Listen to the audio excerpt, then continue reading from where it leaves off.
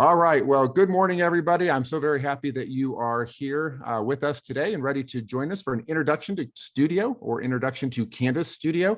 My name is Justin Daymeyer. I'm the Executive Director, Educational Technology as a part of IvyOnline, and I'm fortunate enough to lead our team of educational technology coordinators and staff throughout the state to support all of you and our students in the use of all things educational technology. I'm also pleased to be joined by Dr. Leanne Recton from the Lawrenceburg campus. So Leanne, would you like to say hi and wave and introduce yourself? Certainly. Hello, everybody. I see some familiar names and faces on here, and we're excited to have you with us. I work with Justin on a few things, namely Strategy 5.2, which is completely unrelated to this. But when he asked if I would assist from a faculty perspective, I said absolutely. So I'm excited to interject a little bit here and there. This really is Justin. He makes it seem like we're doing it together, but this really is Justin, his brainchild, and I'm just here to help and support. And I have been with the college for 11 years, and I do my doctorate was in educational leadership and faculty professional development. So that's my credibility for you. Thanks, Justin. Well, Leanne, I am thrilled to have you here. And as we have a lot of faculty who are joining us today, it's always nice to have the faculty voice joining us to add your perspective and expertise. I'm also very happy to say that we have a couple of other gentlemen with us today that are going to help us. So TJ Lee, who is our educational technology coordinator in Lafayette, is with us. TJ, would you like to introduce yourself? Hello, everybody. Just a reminder, if you have any questions, just put it in the chat and we'll kind of get that answered. Started about 6-7 months ago for the Lafayette campus. I'm excited to meet you all. And we also have Jordan Keck, who is our Ed Tech coordinator for the Henderson and newly minted, or soon to be newly minted, Hamilton County campus. Jordan, would you like to introduce yourself? Hello, everyone. Same as TJ said, just be happy to answer your questions. We'll hold them to the end. We have Google Docs set aside, so we'll be sure to keep your questions recorded. And yes, I am Jordan. Happy to be here. All right. So we are thrilled to have so many great people helping us out today to help bring you a great introduction to Canvas Studio.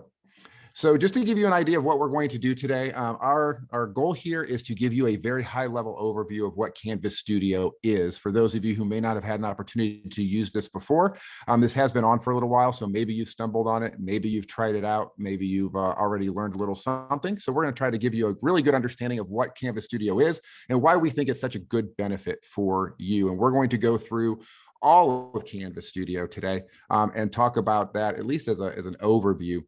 And then what we're going to do is dive in for a little bit more of a demonstration about what we feel are kind of the basic functionality pieces of Canvas Studio to get you started. We really want to focus on being able to get you started, make sure that you are armed with an understanding of what it is, how to manage your media, and then how to get that media into your courses effectively. And then Leanne will help provide some insights into how she might use this as a faculty member and why she feels that this is important.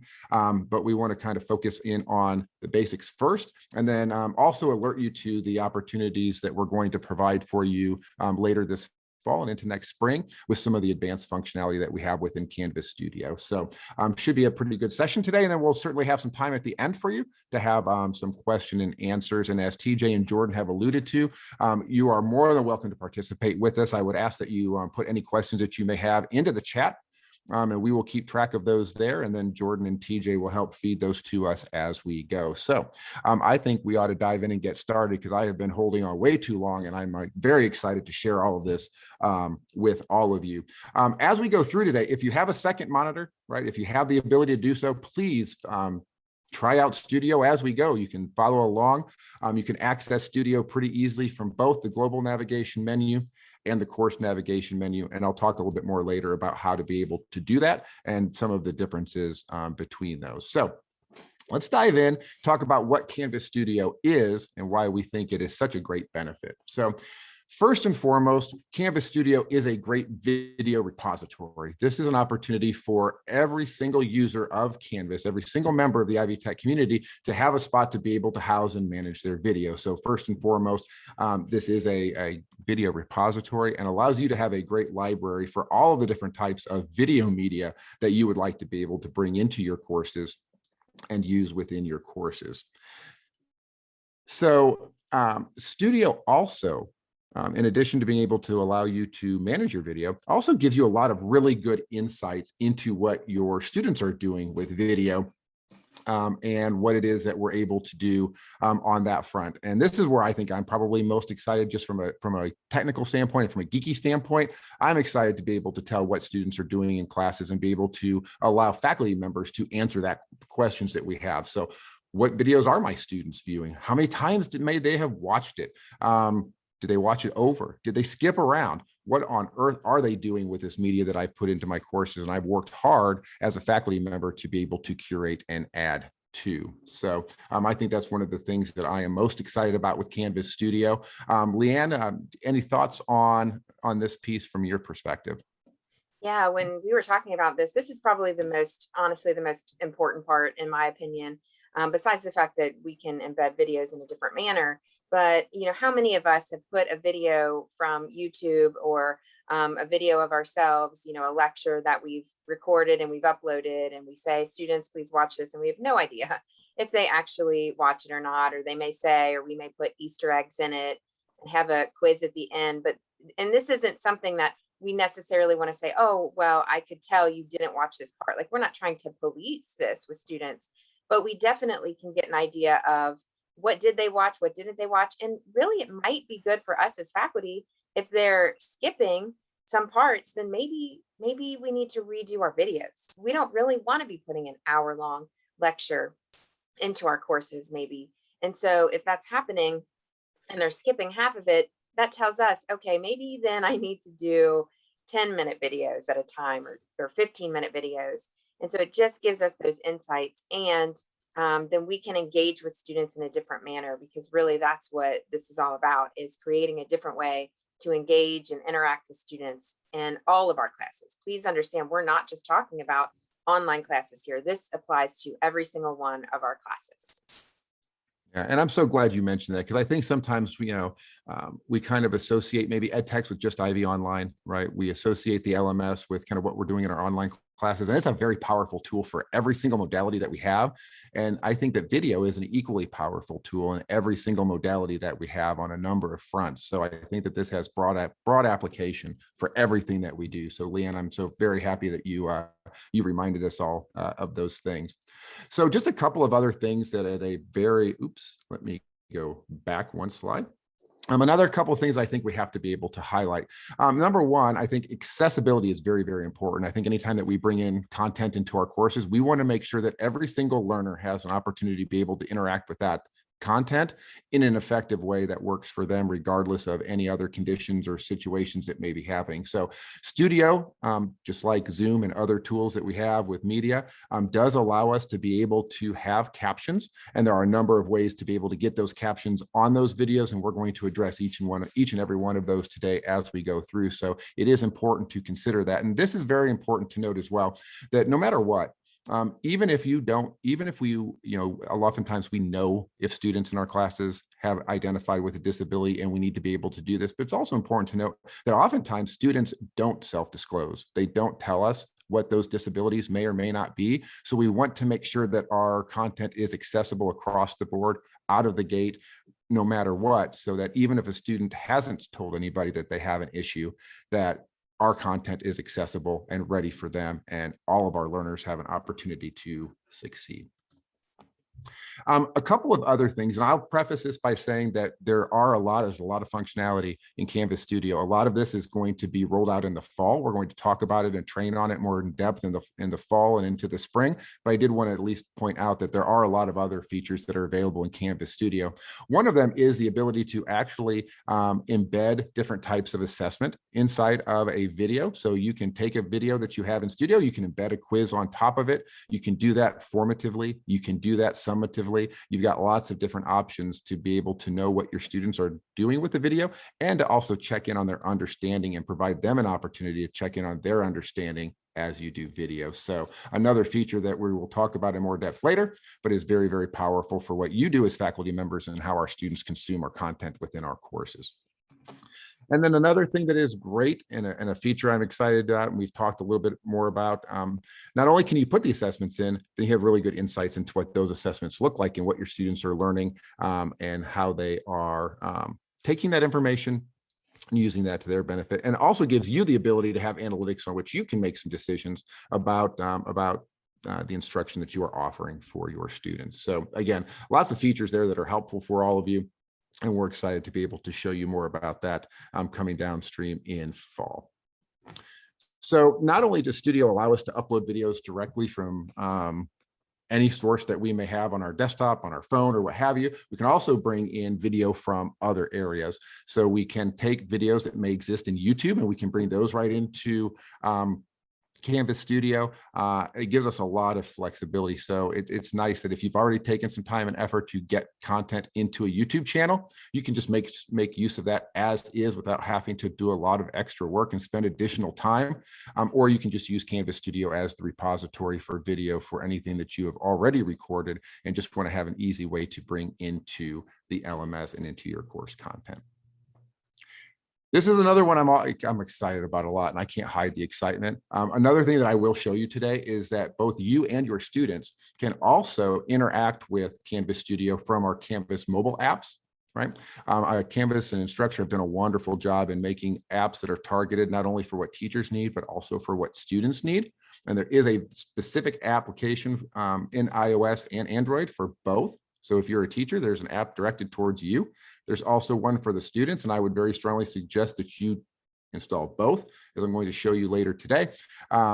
You can use both to see what your students are seeing on their mobile devices. It's really important that we understand that a lot of our students interact with our courses and with IvyLearn only in a mobile environment. So understanding how that works and the capabilities there, I think, will also be a benefit for all of you. All right, so enough talking about an overview of what it is. I think it's time to dive in and actually see what Canvas Studio is all about and begin to learn about how we actually want to be able to use that. So I'm going to break away from a slide deck, and I'm just going to do a little bit of a demonstration now and show you how to manage content, how to bring content in, and really try to give you a broad overview of how all of this works. So accessing Canvas Studio is always step number one. And as we showed you earlier, you can do this in two different ways. And I think it's important to understand the differences in what you can see in accessing Canvas Studio in both of these ways. So in the lower left-hand corner, just above the question mark in the global navigation menu, you'll see the studio icon that has been active now for a little bit of time. And so if you click on that, that's going to take you into your library. And as I talked about before, Canvas Studio is a repository and a library of any media that you want to have. And the benefit here is that Canvas Studio allows you to be able to manage this, get this into courses without worrying about individual quotas within your courses, right? Because as it stands right now, we have a limit in terms of the amount of content and storage that we have within a specific course. You can bring a single video into Canvas Studio. You can use it in all of your courses, and it only counts one time and is in a separate area of storage. So we have a lot more flexibility, and we don't have to worry about kind of overloading a specific course with a lot of data. So that's another benefit to this. So that is your library. The second way, and I'm going to go back to my courses and go back into the course in which we started. The second way that you can access Canvas Studio is through the course navigation menu. So when you go into the course navigation menu, you will see a studio link. And if you click on that, that takes you specifically into the media that is specific to that course, right? So instead of looking at all of your media, now you've pared it down immediately to just the media that appears for that selected course. And I think there are different use cases for both, right? There are times where we just want to see the media that we have, get media into Canvas Studio, and then use it. But as I'm going to show you later today, there's also times when you really just want to work with the media that is in that course specifically. And I want to make sure that you know the differences between the two. All right. So that is really kind of how you access Canvas Studio. It is on, it is there, it is ready to go, and you can begin to add content whenever we want to be able to do it. So once you are within Canvas Studio, and again, I'm going to go back and look at the three bars that are directly to the left of the name of the course, because that allows me to navigate through Canvas Studio pretty easily. So I want to go back to my library.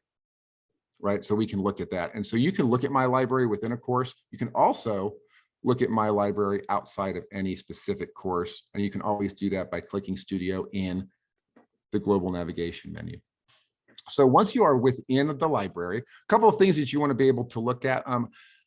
As you get more and more videos, you want to be able to organize them. So if you just look at my library, you can see every single video that you have. You can also build out individual collections, right? So you can organize your videos however you see fit. And I will tell you that this, as with any kind of file storage area, my Google Drive is a mess. I don't know if your Google Drive is a mess, but I think that for the infinite number of ways that you can organize Google Drive, you have an infinite number of ways that you can organize your Canvas Studio. From my vantage point, I like to organize it by individual course modules, right? So if I have, if I'm teaching Informatics 109 or if I'm teaching another class, I will try to organize my content along the lines of how I have it in my courses, but you may choose a different organizational strategy, and the collections option gives you the ability to be able to do that. Okay. And then you also have the ability to be able to look at individual course media, like I showed you before, and you can also always access that from my library by hitting the three dots or the three lines, and then you can dive into any specific course that you may want to be able to. And I'm going to go back into the course that we're using today, and then I'm right back there. So it's relatively simple, I think, to be able to navigate, but it does take a little bit of getting used to kind of remember where you are at. So the breadcrumbs, like as we like to call them, across the top within Studio is always helpful. All right. So that's a little bit of an overview of kind of where Canvas Studio is, the types of things that you can see in Canvas Studio. And I'm going to dive into actually how we get some video into Canvas Studio at this point. So adding media to Canvas Studio, and again, I'm going to pop out to just my library generally. Adding media is really very simple. And so I'm going to start and just kind of show you the different ways that we can be able to do that. So we can take any existing video that we have, and all you have to be able to do is in the upper right-hand corner, click on Add. And when you click on Add, you're presented with a couple of options. And I'm going to very simply just demonstrate how I'm going to take a video that's already in existence, and I'm just going to drop that into my library. Maybe this is a video that I created with Zoom, and I'll note there are a couple of differences. So as you can see today, I have a blurred background. Maybe for whatever reason in the video I want to use, I used Zoom to create that video because I want that virtual background. So that's the one that I'm going to choose to bring in for you. And you can actually browse the files by clicking Browse Files, or you can simply drag and drop them in. So I'm going to drag this in from a different screen and bring this video in that's got a video with a sample background. And of course, I say that it's going to work like that, and it doesn't. So I'm just going to go ahead and grab the one that I want that way. And there we go. So when you're bringing in videos, I want to emphasize the point that the length of the video matters. You can see that the video is uploading. I'm blessed with really good internet where I live because of what we do. But you saw that that did take processing time. The longer your video, the longer it's going to take to process, right? And it also depends upon the bandwidth that you have. And keep in mind that a lot of internet service providers like to talk to you about download speeds. But here, when you're adding video to Studio, it's important to understand what your upload speed is, right? The slower your upload speed, the longer that processing time is going to take, the longer time it's going to take to get that video in. So if you're going to have a 3-hour virtual instruction course, and you want to try to record that and bring that into Canvas Studio, the upload time on something like that would take a very long time. So there are a couple of strategies that we have in Zoom that may help you. So this is a little bit of a pro tip for you. You can, as you're going through your time in class and virtual instruction, Learn Anywhere, what have you, blended, and you can record your lectures, you can record the class, and you can stop the recording at multiple times throughout. And that will create shorter versions of videos, right? So that will allow you to break up the length of the videos, right? And then you can bring those into Canvas Studio if you want, right? And then show different pieces of that. So it is a little bit of a strategy to be able to figure out how you want to be able to manage those. So Hey, Justin, this is a video. I'm gonna interrupt you for one moment. Sure, please do. This question's coming up a lot, so I think you could answer it really quickly. You can Sure. bring in videos, not just from YouTube, right? Correct. So the video that I just brought in was a video that was just from my desktop that I recorded earlier this morning. I was without the tie, but I did bring that in for you to be able to demonstrate because I wanted that one in there for whatever reason with my virtual background. So I made that one from Zoom just as easily. I can add a video. And we're going to do another one here. I'll browse the file. So I did click on the browse file, and I'm going to bring in one that I just made using QuickTime on my Mac. Right. And so same thing, sample video from QuickTime. That video comes in, it's uploading, as you can see. And again, it's important to be able to stay here and watch that and let that process complete. So you can bring a video in from any source, YouTube, anything that you have on your desktop. And I'll also show you in a minute, later on in this demonstration, how we're going to be able to do this from your mobile device as well. So same thing for students also. And I always like to say, yeah, TJ, go ahead. Oh, yeah, question here. So when you upload a video, there's a question on, is there a size limit to that video and the storage limit to what you can upload as well? Oh, that's a great question. There is not a size limit. You're probably going to be limited by your bandwidth and how long it's going to take you to be able to upload a video, right? The longer the video, the more upload time it's going to take. And you can see this is a very short video, but I'm zooming. I'm pretty sure that my son is upstairs working right now and watching the iPad and doing some other things. So, we're using a little bit of bandwidth. So that video is taking just a second to be able to upload. So all of those things come into consideration, not only for you, but for your students, right? So I think it's important to keep that in mind and be aware of that. So it's a really good question. In terms of overall storage that we have within Canvas Studio, there is not necessarily a single storage limit that we have for that. So you all should be able to feel free to add as much video to this as you want, but it goes without saying that we can't necessarily always be pack rats with all of our video, right? I mean, I want to save everything that I do because I never know when I might want to go back and use that. But if we know that we're not using any video that we have in our repository, I think it's a really good idea to be able to purge that over the course of time if we're no longer using those titles, right? So if we've got a course that we've used, and that course is 2 or 3 or 4 semesters past, it's a good idea, maybe to update that, refresh that, or consider if you really need to be able to use that. So those are really good questions, and keep those coming. So that's a quick overview of how it is that we want to be able to add videos. So with the videos that I've added there, a couple of things important to note, right? So when I click on a video, then I can edit some things about that video. So I can change any of the details that I want. I can change the title of that video. I can add a description to that video if I want. And really a nice tool here is because the more and more video that you bring in, you can add tags, and you can actually tag those videos and make that a little bit easier to search. So if I just wanted to add a tag like sample and save that, and then it's going to save those tags for me. So if I were to come in later and search sample, then I've got an ability to be able to quickly find some of the videos as I go through, kind of like the search feature in Google Drive, right? Sometimes I just search because I know the names of things, and it's easier than digging through my file structure if I forget. Would be remiss if I didn't mention captions. So a couple of caption features. So this video, again, I did from Zoom, right? So just that use case that I made a video in Zoom, and as you all know, Zoom does automatic captions for you. So I can go to the captions, and I have 2 options that I can do with the captions. The first one I'm going to show you today is how to upload those. So I went ahead and downloaded the caption file from Zoom because I didn't want to do any extra work, right? And so I can click on that, and I don't know that you can see what's coming in terms of off screen of what I'm sharing, but I do have a Zoom or a screenshot of that. And all I have to do is open that, and then that's automatically going to bring that in. And then now you can see that I have captions in English, and I have a couple of options to download those, replace those, or delete those. So now once that's done, you'll automatically notice that the closed captioning option is available on my screen. And if I click on that and I click on English and I play the video, then you'll notice that those closed captions are now going to show on my screen. So pretty easy to add the captions that already exist and to manage those.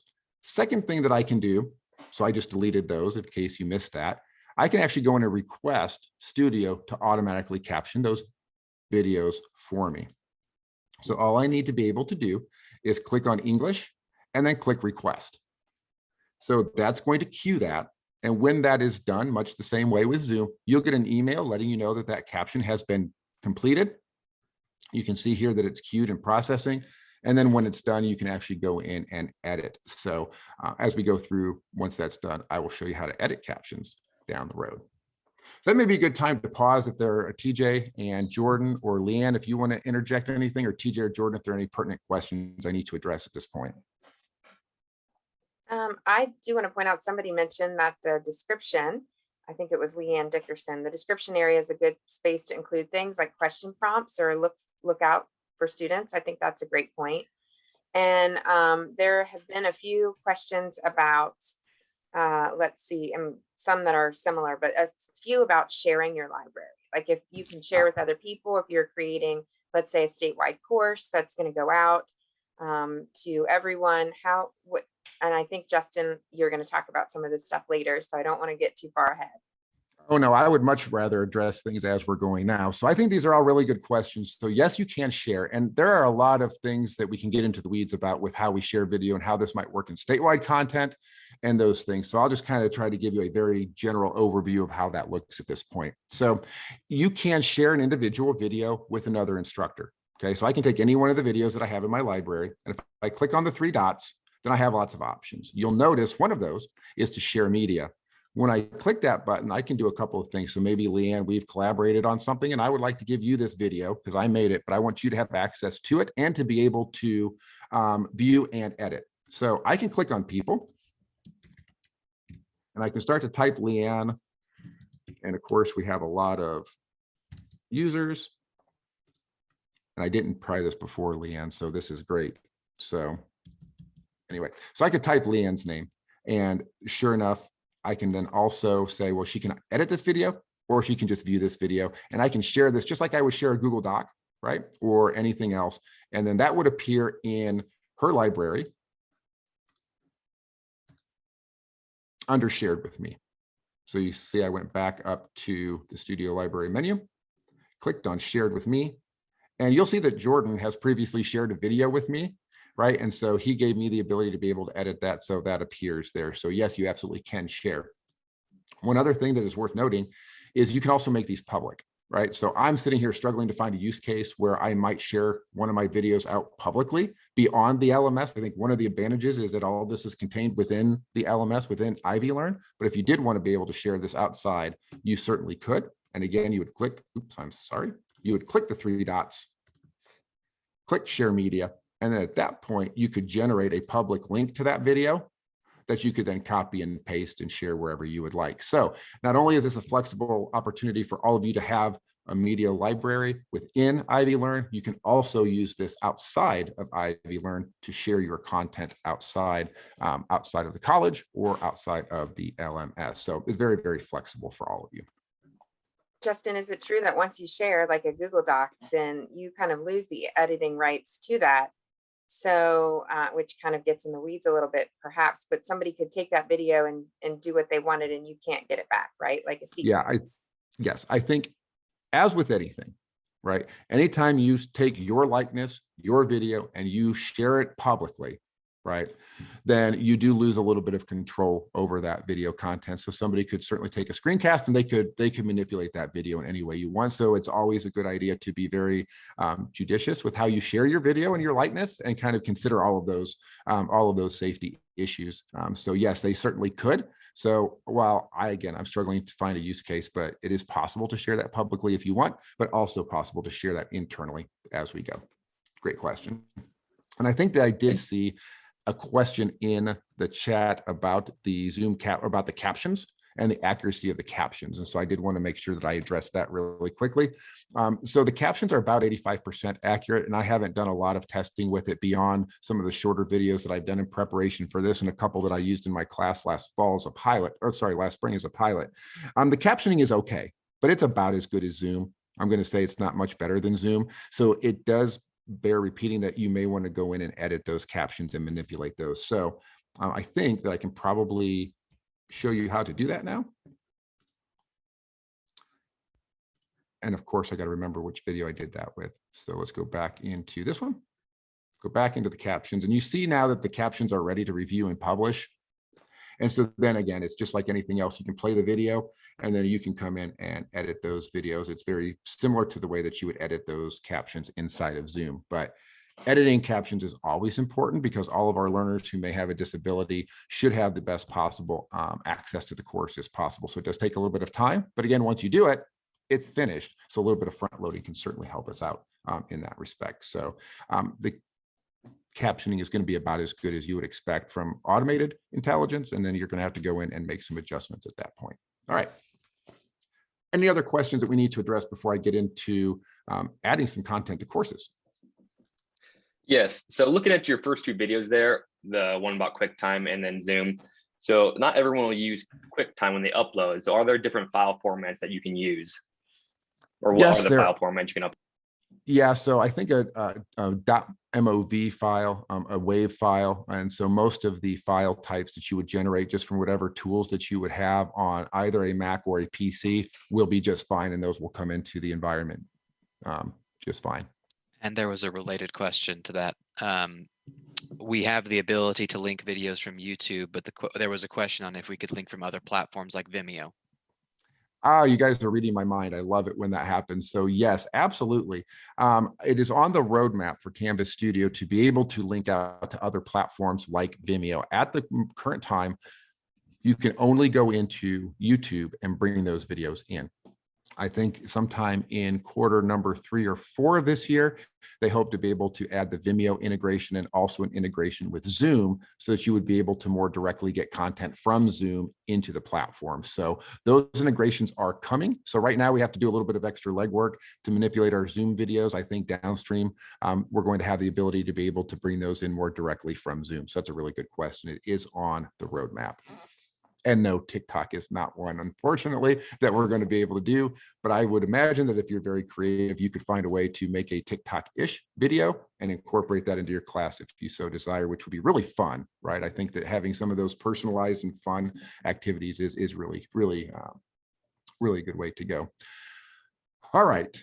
We are rolling along. I'm going to go ahead and I'm probably out of order with where I wanted to go, but I think we're in good shape. So I want to go ahead and go in and start to talk about how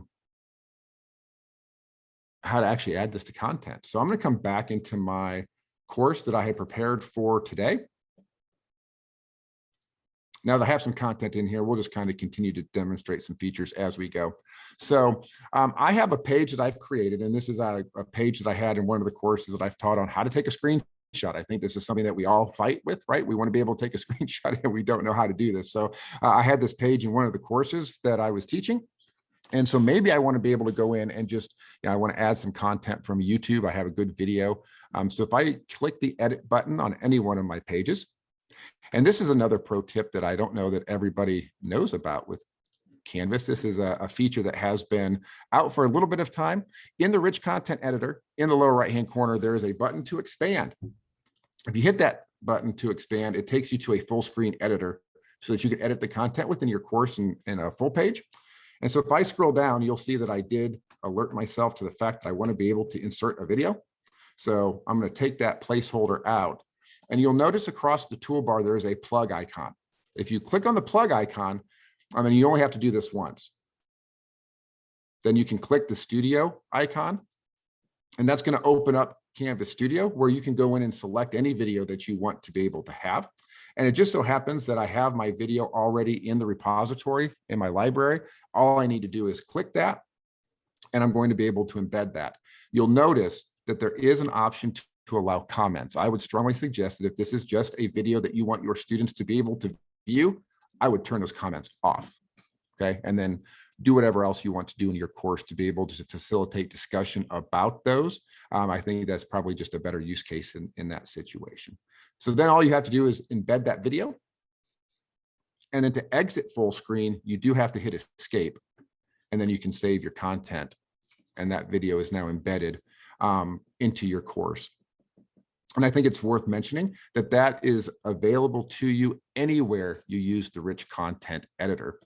So for instance, if I have a video that I want to involve in a discussion, right? So I want my students to actually discuss video content, but I as an instructor also want to know, well, are my students really watching that video before they go and post about that video, right? I think sometimes that's useful information for us to have. We can set that up as well. So if I come into my discussions, I've created a discussion where we can do this. So I'll demonstrate how to do this for you as well. So as you're editing this, you'll notice that I have another spot to insert a video. So just like you would edit a content page, you can edit your discussions, as you know, and you can use that same trick anywhere you have the rich content editor. So if I want to be able to see the full page view, I can. And then I'm going to just highlight that and I'm going to insert my video. And again, now you see that Studio is just there for me, right? And I can just click on Studio. This time, however, my video is not there for me. I need to bring that video in, and you can do that directly here as well. So even if you're just adding a video to the content and you didn't already bring it into your repository, you can do that. So in this case, I have a YouTube video I want to be able to use. So I'm going to paste that URL in here, and I'm going to add that video to my repository. And you can see that this discussion is all about classroom instruments, right? Maybe it's a music theory class. I'm going to talk about this one, and I'm going to insert now this video. And again, I'm going to turn off the comments, and I'm going to embed that. So anywhere you have the rich content editor, so whether it's a discussion, a content page, an assessment, you can bring in video and make that accessible and usable for your students. So once again, I'm going to hit escape, and then I can save this discussion, and it's ready for my students to be able to use and actually have a discussion about that video. Now, I just brought that in from YouTube, and unfortunately, as it stands right now, I don't have captions available for that. So in some previous testing, you can see the little YouTube icon behind there. I was able to click on that and open up the video. As it stands right now, this video is not accessible for my students. So I think it is worth mentioning that there is a workaround for this. So you can certainly go back to your library. And this is one where I might want to just focus on the media that I have for this course. So in this case, I'm going to click on Studio. And now I have just the video that I'm working with in this course.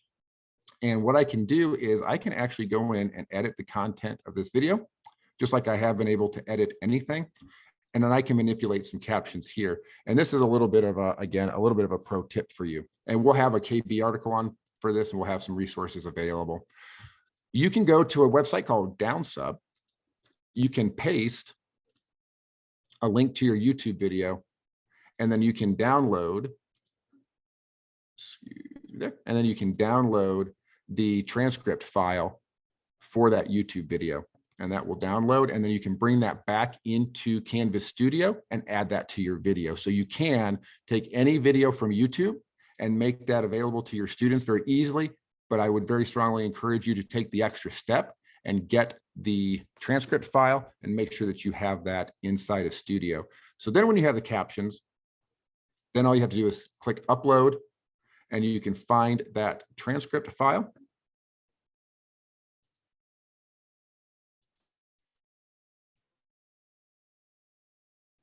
And open that, and then you can add that file and manage that from there as we've managed everything else. So just something to consider as you go. So again, there's a little bit of legwork here in everything that we do to make sure that everything is accessible, but trust me, that little extra time to make all of your content accessible is really, really good for your students, and very, very important to make sure that that content is there and ready to go for your students.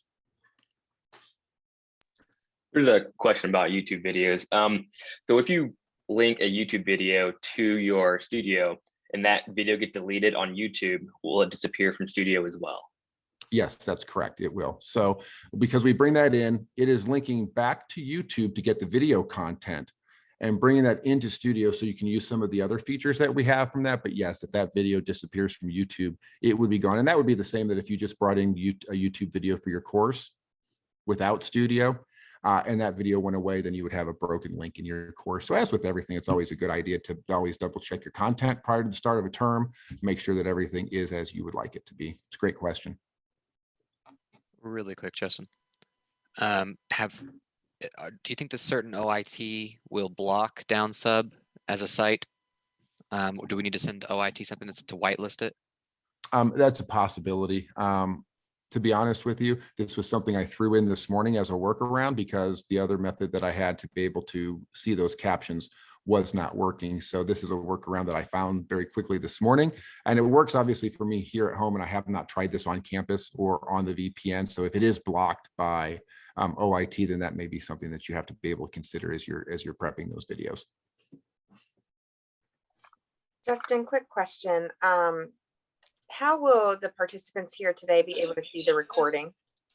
Yes. Yeah, so the recording today, we will be able to make available in our list of on-demand videos that we maintain for the statewide webinars that we do. And we'll have that available probably within a few days. I won't make any guarantees it'll be ready tomorrow, but we'll have the video recording ready to go as soon as possible. So as soon as it processes, we can process it, we'll make that available for you.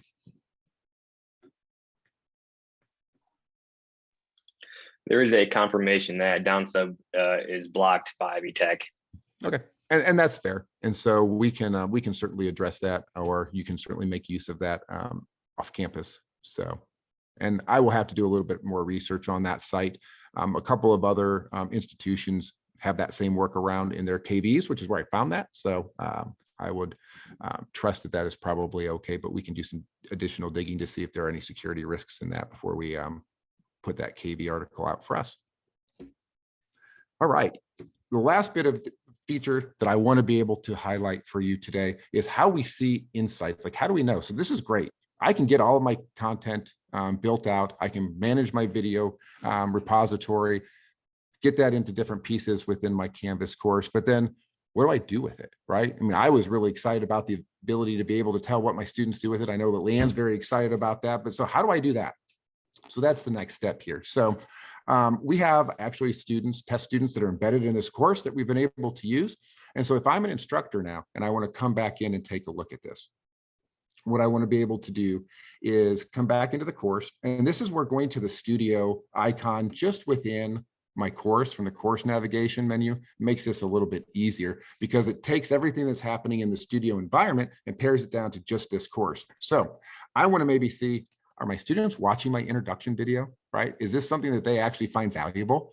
And if so, what can I glean from that? And maybe I need to make some changes to that as a very specific use cases. So I can click on the video, and this is on one of the pages that I have. And then instead of editing details or captions, I can click on the insights option. And I can see everybody that's in my class, right? Enrolled in this particular section and what they've been doing with the video that I have. So you can see that I've got Mike Brady, Greg Brady, Jan, Marcia, and Peter all enrolled in this course. So I can click on Mike, and you'll notice Mike has done a very good job. He has watched the entire video, and I can see that he's watched that across the board. There are no gaps. I can click on Greg, and I can see that, well, wait a second, Greg did skip around my video a little bit. So if this was a video that I embedded in my course, had content, and I had a quiz about that, right? Then I would be able to go back and see which questions my students may have missed on their quizzes. And then I can say, hey, I know that that question came from, minute 2 in this one video. And I can go back and see if that student that potentially missed that question had watched the video. If they didn't watch the video, I can tailor some content. If they did watch the video, maybe there are some other strategies I need to help that student with in terms of taking the content that they're viewing and some strategies to be able to remember that and retain that a little bit better. So lots of options. I think information is power. So to have that, I think is a great use for us as instructors. And so it's very easy to click around on the students and see what they're doing and see when they're skipping and when they're watching. So informative for you as a faculty member in terms of the content you have, and also a great way to close that feedback loop with your students and help them to be more successful with what you're doing. And now I didn't get the entire Brady family in there. I did leave out Bobby and Cindy and of course Alice. So I didn't get them all in there, but we did our best to try to accomplish that. So that's a quick way that you can see how it is that you're able to view insights into what your students are doing with Canvas Studio. So I think we're doing okay on time. I do want to leave some time for questions and answers, but I do also want to take a very quick moment and take a look at how to do this with your mobile device, because I think it's very important. You can see that you can do this on mobile devices. So I'm going to stop my screen share. Actually, I'm just going to do a new share, and I'm going to connect my iPhone. Give me just a moment here. Justin, while you're doing that, when you're finished, I think it might be helpful to just briefly mention how students can utilize this in terms of maybe uploading videos. I know we don't want to get Absolutely. down into that too much, but the question came up about like in public speaking, can students upload videos themselves, and then could they watch each other's videos? Yeah, absolutely. And so there are a lot of use cases around that. When we get to some of the training that we're going to do in the fall and at the Online Instructional Strategies Conference, which is coming up in July, we will get into a lot of those. So we did want to focus primarily on how do I just use this, right? How do I manage my video, get this into courses? And then as we start to roll this out further and do some additional training on this, we'll talk through how it is that we want to be able to engage our students and allow them to be able to manage that, because this works very much the same way for them. They can make a video, they can bring it into Canvas Studio and then use that to embed that as a part of an assignment, a discussion board, or what have you. So lots of really good opportunities here as we go through. So hopefully you are now all seeing my iPhone and you're seeing my screen. So this is the Canvas teacher app. And so in the upper left-hand corner, you will see 3 bars. And then as I bring that open, you'll see an option there near the top for Canvas Studio. So all I need to do is click on Canvas Studio. And that will open up my library. And then I can do all of the same things that I've been doing with Canvas Studio today. You can do that on your iPhone. Most importantly, if you click the add button, then you can actually add to my library. This is a little bit different on the app as opposed to the web browser. But at this point, then I would click Browse Files, and I have an opportunity to take a video. When I hit that button that says take a video, that would allow me to record a video on my iPhone, drop that directly into Canvas Studio. So your students, you can make use of this. They can make use of this on a mobile device and bring that media in using the mobile app. You can also, if you have the YouTube URL, you can also bring in a video from YouTube in that point as well. So you have lots of really good options there. And then if you're taking a look at a single course, this is also another little bit of a pro tip today. So if I'm in this demo course and I want to see what this looks like from my student perspective, if I've downloaded the Canvas student app, then at the bottom of the screen, you'll see the student view. And that will open up that course from the student perspective inside of the Canvas student app. And then you can see what all of this looks like from their perspective, which I think is really helpful. So if I go back to modules and I want to take a look at a page that I have here, you'll notice that the video does not immediately display in the mobile app. And I think this is important for all of you to see. But if I hit the launch external tool, then that video will be available and play for my students. So it is a little bit different to view that. It doesn't render the video immediately within the app. So you have to click on that launch external tool. And I do think it's good to point that out to students, right? Because they may not know that, and they may get to that point and they may not watch the video if they're watching on a mobile device. So having some awareness about that, I think, is helpful for all of us. So Really quick clarification, Justin. Yes. The application you're working in right now, is that embedded within the Canvas student app, or is this a Canvas Studio app external? So there are 2 different apps that you have. You have the teacher app, and then you have the student app. I would encourage you to download both, but as an instructor, you're going to want to work in the Canvas teacher app, because you can build content, make announcements, interact with the content there as well. And then when I was in that course at the bottom and I wanted to see the student view, when I clicked that, that opened up the Canvas student app. And so they did 2 different apps because they understand that faculty and instructors have different needs within an app than students do. And it was better to build separate apps than to try to have one app that was all encompassing.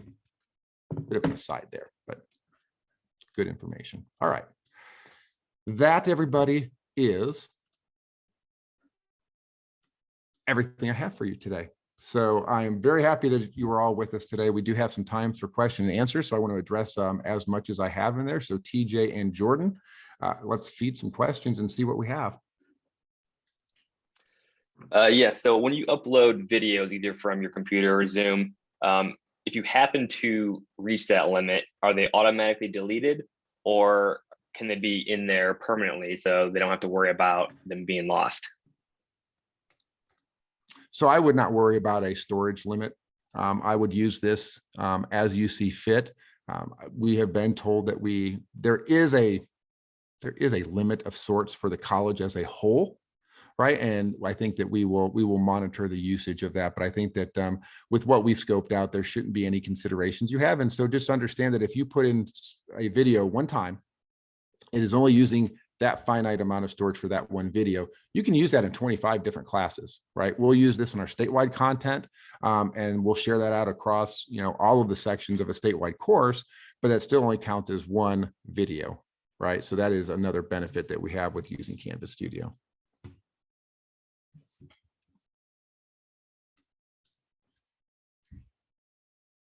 Justin, if some people want to jump ahead, I'll phrase it that way, because you said, there's more stuff coming, and gave a great plug for the online conference this summer. So if somebody wants to work ahead, what is your recommendation? In the chat, it was to go to the local ETC. Is that what you suggest?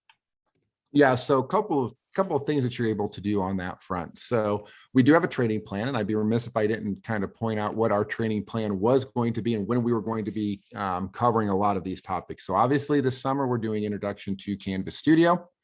As we get into fall, we're going to redo this session again for those people, those instructors who may have missed it. And we're also going to add on one that we title Engagement and Feedback Strategies using Canvas Studio. And this is when we're going to get into some of the quiz functionality, the assessment functionality, and how we can use this tool in order to be able to better engage our students, right? So we'll have some tips and strategies and another webinar on that topic. Then as we get into spring, we're going to redo the engagement and feedback strategies along with adding on the advanced video creation, because there is a lightweight video editor that every single user has as a part of Studio. And so we're going to do some direct instruction and webinars and training around those topics. All of that being said, yes, absolutely. If you want to work ahead, please do. Our ed tech coordinators throughout the state are well equipped to be able to help you with all of that. They are a fantastic resource and should be your first stop on every piece of educational technology we have to be able to help you better understand how to use it. All of our staff members are also going to do their own training on these topics. So next week, they will also be doing training locally at each campus about the introduction to Canvas Studio. And then if you want to work ahead, you can certainly work with them for some individual one-on-one time, or even if you want to be able to schedule some time with them to come and talk to a group of instructors. That's fantastic, and we would encourage that. So they are your first stop for all of your educational technology needs. So please use them. And then we will make this slide deck available to all of you. As we have the resources available. And then what I've done is I've just taken a selected number of Canvas guides that relate to Studio and made them available for here. So everything that I have on this page goes along with what we've covered today. But if you go into the Canvas guides, and we'll have some links for that, you have a lot of information that can help guide you. We'll also have articles in our knowledge base inside of My Ivy, where you're able to search for topics on this and get some self-help as well. So there's a lot of opportunity there for all of you to be able to get help and work ahead if you want, ask questions, and get the resources you need to be supported in how you use Canvas Studio. Other questions? Since My Ivy has changed a little bit, as many of us have discovered, could you perhaps, I don't want to put you on the spot, but is there a way you could show us where to access the knowledge base? Because I don't think many faculty are used to doing that. Absolutely. I know I'm so I'm glad. so. Absolutely. So if you click on My Ivy, and I have a bookmark, right? But if you just go to myiv.ivytech.edu and you log in,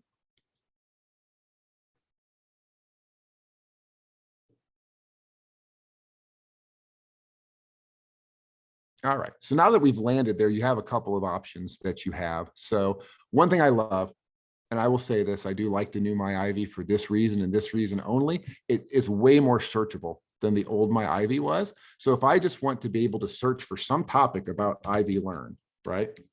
I can just simply type that in at the top of the page and hit the search button up here in the upper left. And then you're going to get a whole host of information about IvyLearn, right? And so what you can do then is in the right, you can look at knowledge bases.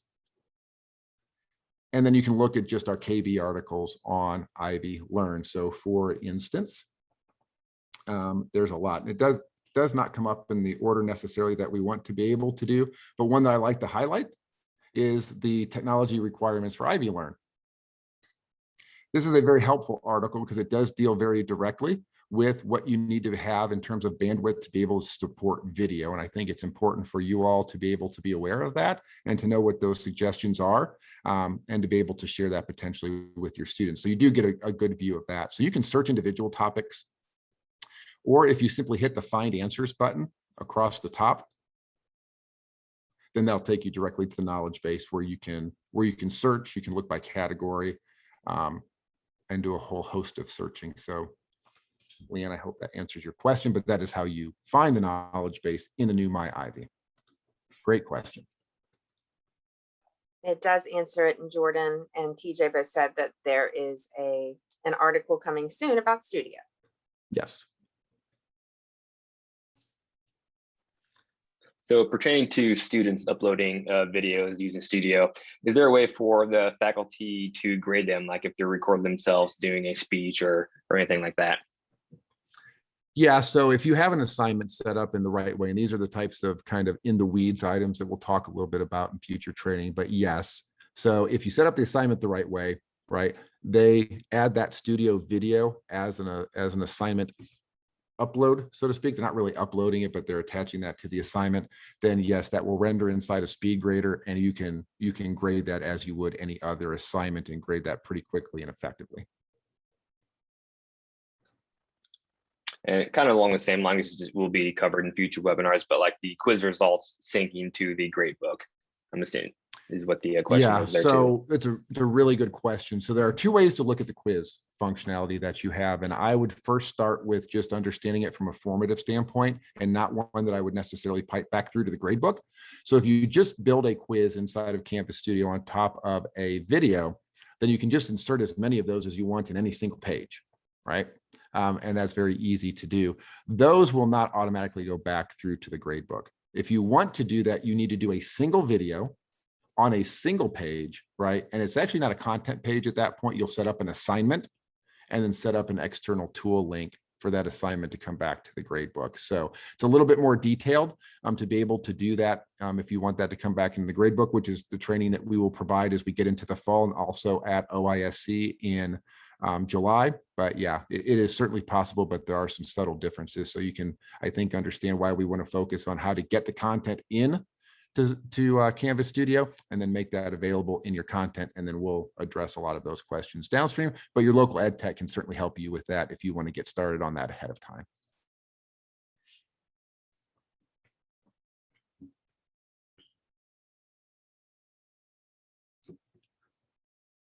Other questions that we need to address? I'm happy to stay on and answer questions. I know we are coming up on the end of time, so I'm more than happy to stick around for a little bit. But if you have other places and other things that you need to do, again, thank you for your time and being here with us today to learn about the tool. And we'll have, again, lots of other opportunities for you to experience some training and to get to know the tool and to support you in your use of Studio. So I'm going to go ahead and stop the recording at this point, but I will stick around for additional questions should you have them. So here's a question.